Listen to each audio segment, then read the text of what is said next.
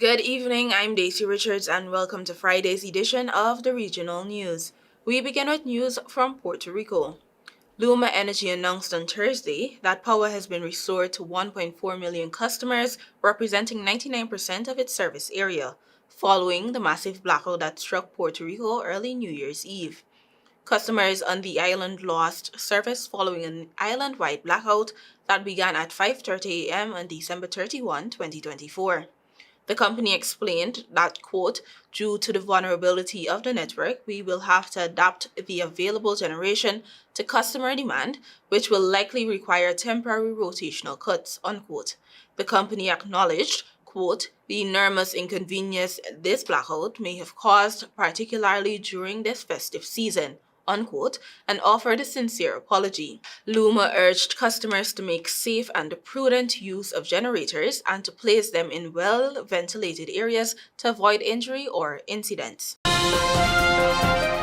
While in Trinidad, the Law Association of Trinidad and Tobago (LATT) is calling all state attorneys to be protected following the shooting death of Randall Hector. In a release on Thursday, the association said criminal prosecutors need to be protected, particularly under the state of emergency. Quote, the LATT is of the view that given the role that Mr. Hector played in the administration of criminal justice in Trinidad and Tobago, there is an urgent need for the implementation of security measures for all prosecutors and judicial officers in the criminal justice system, unquote, the release said. The 43-year-old father of two was shot multiple times at 7:30 p.m. on December 31 as he left the Seventh-day Adventist Church, Stanmore Avenue, Queens Park West. Hector and his wife, among others, were walking to their respective vehicles when a black SUV and a Nissan B15 pulled alongside Hector cars and occupants opened fire on him, hitting him squarely in the chest.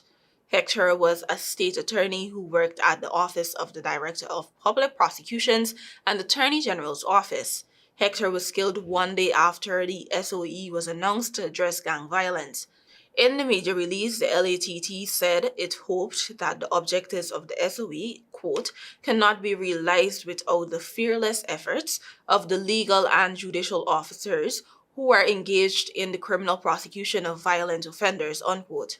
The release also wrongly condemned and deplored the brutal murder of Hector, who it said was a well-respected member of the legal profession and the national community.